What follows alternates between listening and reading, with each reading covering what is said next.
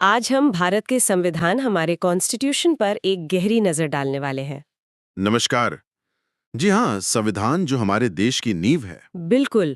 और इसमें 25 भाग हैं, 25 पार्ट्स। ये तो बहुत सारे हैं। इन्हें याद रखना तो मतलब आसान नहीं लगता। हाँ, 25 भाग अपने आप में काफी विस्तृत हैं, लेकिन अच्छी बात यह है कि इन्हें याद रखने का एक दिलचस्प तरीका है। एक निमोनिक है। निमोनिक। अच्छा, क्या है वो? वो है इंडियाज फ्यूचर। यह 12 अक्षर हमें संविधान के मुख्य हिस्सों की एक तस्वीर देते हैं। India's future. अरे वाह, ये तो काफी कैची है। चलिए फिर इसी सूत्र को पकड़कर आगे बढ़ते हैं। तो पहला अक्षर है आई। बताइए ये आई किसके लिए है? पहला आई है इंडियाज आइडेंटिटी के लिए, मतलब भारत की पहचान। पहचान। कैसे? इसमें आते हैं संविधान के पहले 2 भाग। पार्ट 1 जो बताता है यूनियन एंड इट्स टेरिटरीज, यानी हमारा संघ और उसके राज्य क्षेत्र कौन से हैं, भारत क्या है, उसकी सीमाएं क्या हैं। ठीक है। भारत का नक्शा एक तरह से। हाँ, कह सकते हैं। और फिर है पार्ट 2 जो बताता है सिटीजनशिप, यानी नागरिकता के बारे में।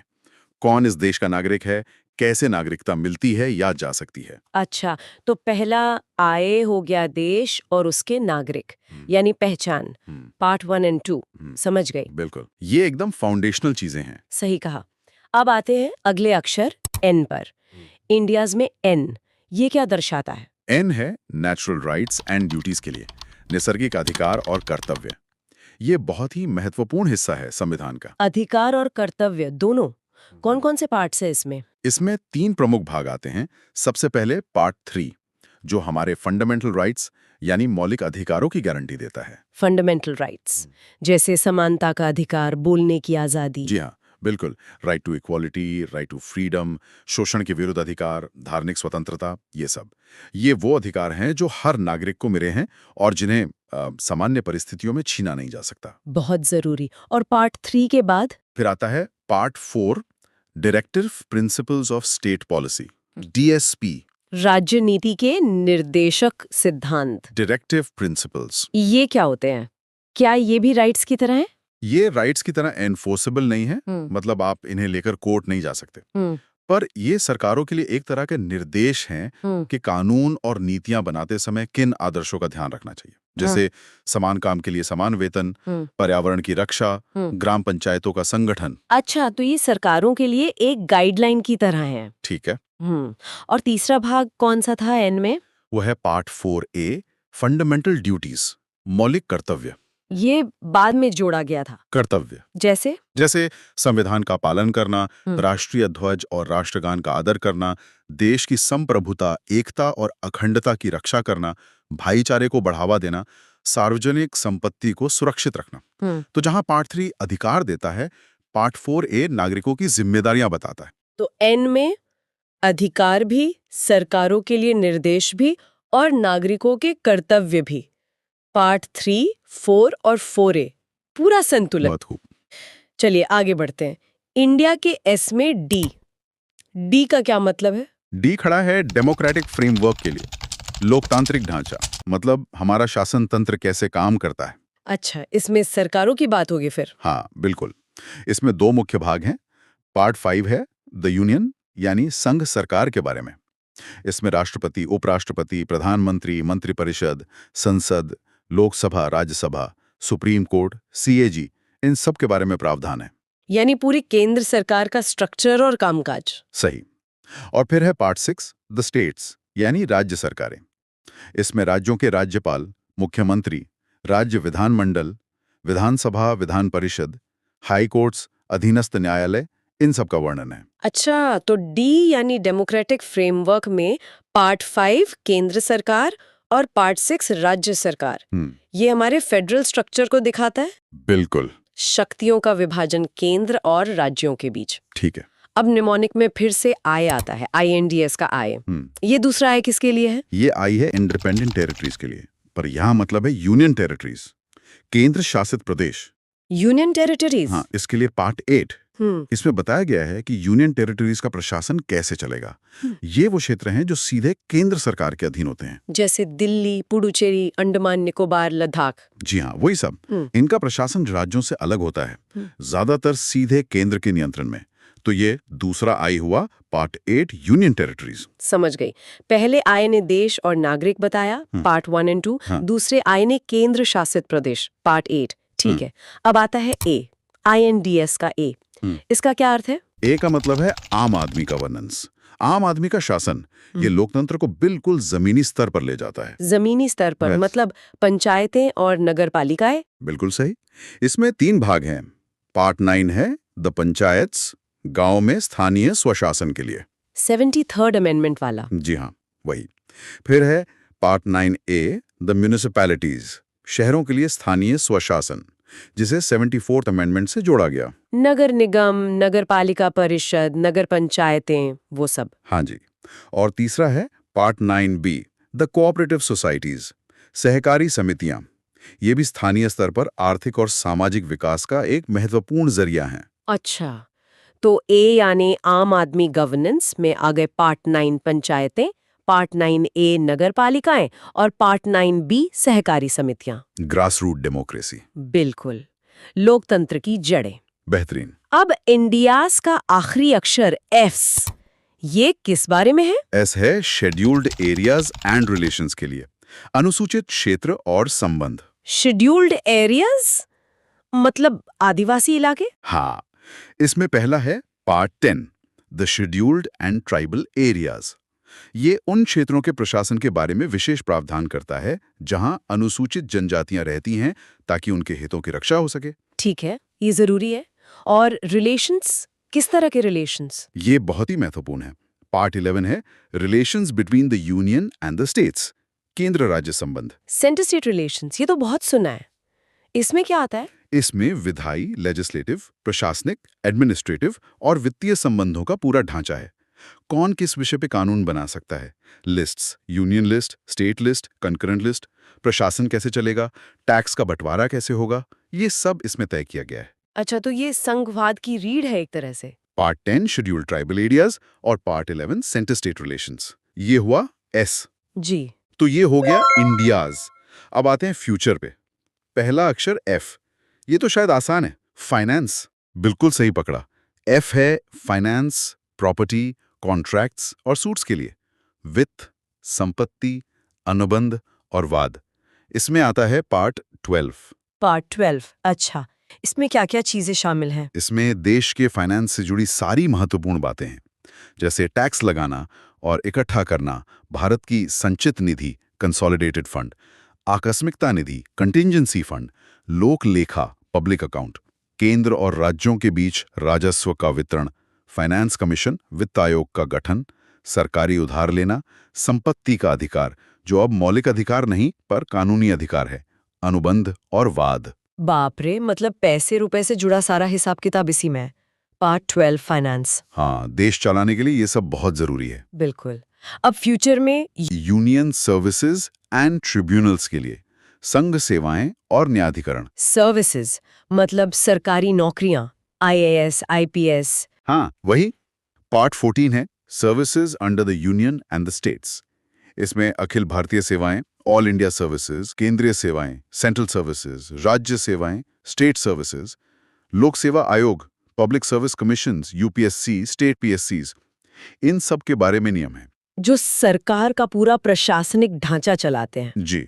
और इसी यू में एक और भाग है, पार्ट 14A ट्राइब्यूनल्स, यानी न्यायाधिकरण। ट्राइब्यूनल्स, ये क्या होते हैं? Special courts? हाँ, एक तरह से ये कुछ खास तरह के मामलों के जल्दी निपटारे के लिए बनाए जाते हैं, जैसे प्रशासनिक मामले, एडमिनिस्ट्रेटिव ट्राइब्यूनल्स, टैक्स से जुड़े मामले, पर्यावरण के मामले। ये सामान्य अदालतों का बोझ कम करते हैं। अच्छा, तो यू में आ गए पार्ट 14 सर्विसेज और पार्ट 14A ट्राइब्यूनल्स, प्रशासन और विवाद समाधान। बिल्कुल ठीक है। फ्यूचर में अगला अक्षर है टी। हाँ, ये किस चीज का प्रतीक है? टी है trust in elections and equality, चुनाव और समानता में विश्वास। चुनाव, ये तो लोकतंत्र का आधार है। बिल्कुल। पार्ट 15 है इलेक्शंस यानी निर्वाचन। इसमें चुनाव आयोग, इलेक्शन कमीशन की स्वतंत्रता, चुनावों का अधीक्षण, निर्देशन और नियंत्रण, मतदाता सूची तैयार करना, वयस्क मताधिकार यूनिवर्सल अडल्ट सफरेज, इन सबका जिक्र है। ताकि चुनाव निष्पक्ष हो। जी हाँ। और इसी टी में दूसरा पहलू है इक्वालिटी का, जो दिखता है पार्ट 16 में। Special provisions relating to certain classes, कुछ वर्गों के लिए विशेष प्रावधान। स्पेशल प्रोविजंस किन वर्गों के लिए? इसमें लोकसभा और राज्य विधानसभाओं में अनुसूचित जातियों एससी और अनुसूचित जनजातियों एसटी के लिए सीटों के आरक्षण का प्रावधान है। साथ ही सेवाओं में और शैक्षिक संस्थानों में भी इन वर्गों के लिए और अन्य पिछड़ा वर्गों ओबीसी के लिए भी विशेष प्रावधानों की बात है। इसका उद्देश्य सामाजिक समानता लाना है। अच्छा, तो टी हुआ पार्ट 15 इलेक्शंस और पार्ट 16 स्पेशल प्रोविजंस, लोकतंत्र और समानता। हाँ जी। फ्यूचर में अब फिर से यू है। ये दूसरा यू क्या कहता है? ये यू है unity in emergency and language के लिए, आपातकाल और भाषा में एकता। इमरजेंसी और लैंग्वेज, ये कैसे जुड़े हैं? देखिए, पार्ट 17 है ऑफिशियल लैंग्वेज यानी राजभाषा के बारे में।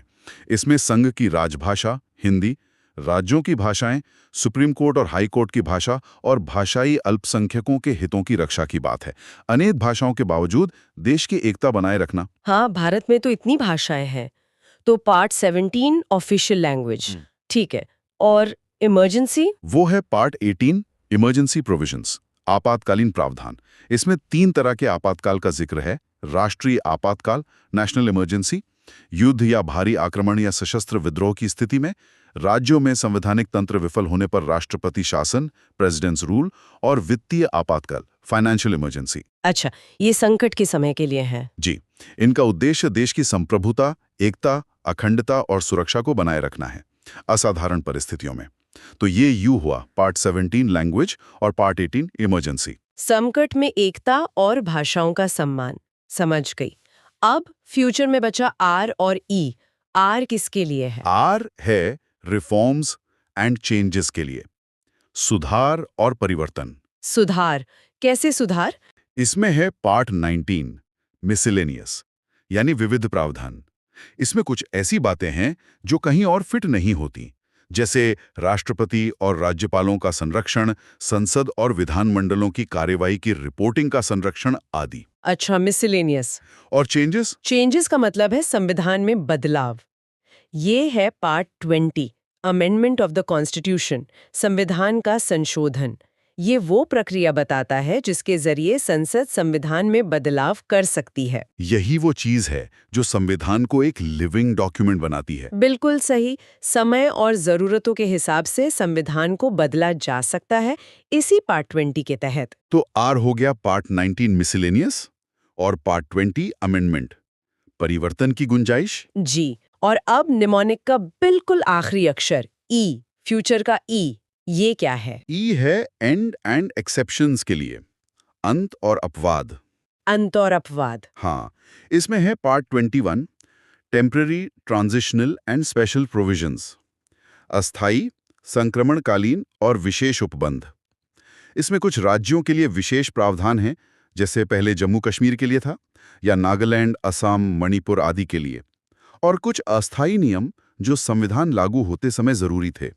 अच्छा, मतलब कुछ खास या टेम्पररी अरेंजमेंट्स। जी, और फिर है आखिरी भाग part 22 short title, commencement, authoritative text in Hindi and repeals, संक्षिप्त नाम, प्रारंभ, हिंदी में प्राधिकृत पाठ और निरसन।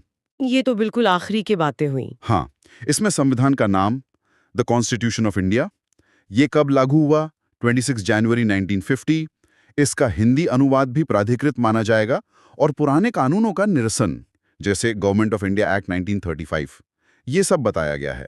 तो ये एक तरह से संविधान की क्लोजिंग है। पार्ट 21 टेम्पररी स्पेशल प्रोविजंस और पार्ट 22 शॉर्ट टाइटल वगैरह, बिल्कुल। And and exceptions. तो ये हुई हमारी पूरी यात्रा इंडियाज़ फ्यूचर के जरिए संविधान के 25 भागों का एक खाका। एक बार जल्दी से दोहरा लें। हाँ, क्यों नहीं। आई, आइडेंटिटी, पार्ट 1, 2, देश और नागरिक। एन, natural rights and duties, part 3, 4, 4A, अधिकार, निर्देश, कर्तव्य। डी, डेमोक्रेटिक फ्रेमवर्क, पार्ट 5, 6, केंद्र और राज्य सरकारें। I. Independent Territories, Part 8, केंद्र शासित प्रदेश.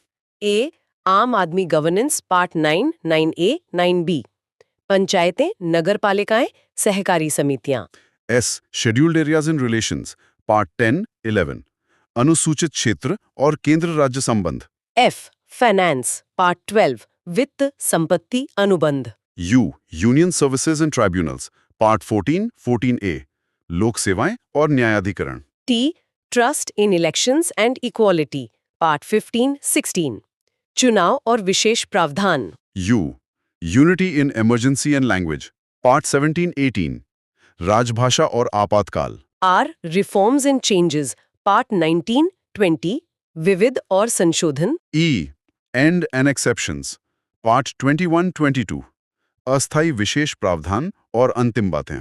कमाल है, ये मेमोनिक वाकई बहुत मददगार है इन 25 भागों को याद रखने में.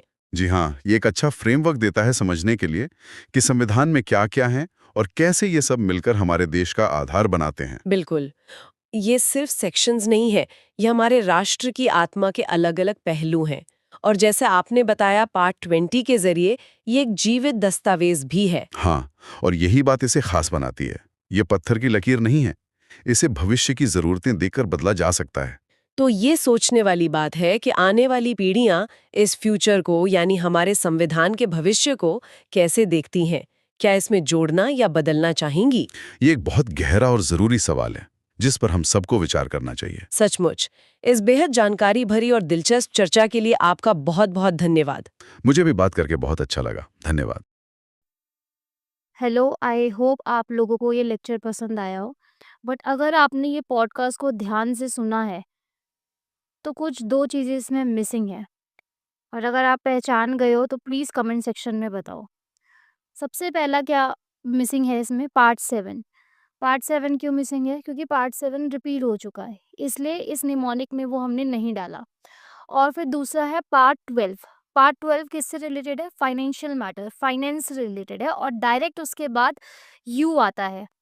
ठीक है, तो फ्यूचर में एफ से फाइनेंस है, फिर यू से यूनियन सर्विस है, और यूनियन सर्विस जो है वो पार्ट 14 से स्टार्ट होता है, तो पार्ट 13 मिसिंग है इसमें। ठीक है, तो आपको एफ से फाइनेंस याद रखना है, फ्यूचर का एफ इज फाइनेंस, और उसमें पार्ट 12 जो है वो फाइनेंशियल मैटर से रिलेटेड है, और पार्ट 13 आपको याद रखना है कि ये ट्रेड से रिलेटेड है। So part 13 of Indian constitution deals with trade, commerce and intercourse with in the territory of India. तो आप फाइनेंस जब ऐसे याद रख लीजिए, फाइनेंस और फाइनेंस के बाद ट्रेड। ठीक है, अब ये ट्रेड इसमें क्यों नहीं इंक्लूड किया? क्योंकि पूरा जो निमोनिक है वो खराब हो जाता। तो आपको ऐसे याद रखना है, फाइनेंस पैसा है, एफ फॉर फाइनेंस, अगर पैसा है तो फिर ट्रेड होगा। इस तरीके से आप इस निमोनिक को याद रख सकते हैं। तो part 13 is missing and part 7 repeal हो गया है, और पार्ट 13 क्या है, कैसे याद रखना है? फाइनेंस, फाइनेंस के बाद ट्रेड। पार्ट 13 क्या है? Trade, commerce and intercourse with in the territory of India. तो किस चीज से डील करता है, क्या पर्पस है पार्ट 13 का? To ensure economic unity. पूरे फेडरल सेटअप जो है ये इंडिया का, उसमें इकोनॉमिक यूनिटी रहे, जो इंटरनल ट्रेड बैरियर्स है उसको ये प्रिवेंट करे। ठीक है, और फ्रीडम ऑफ ट्रेड को बैलेंस कर सके with public interest and regional equity. So I hope आप लोगों को ये पसंद आया हो लेक्चर, और आप लोग इंजॉय कर रहे हो, और हम बहुत ज़्यादा डिटेल में बनाने की कोशिश कर रहे हैं और ऐसे ही बनाते रहेंगे। Thank you.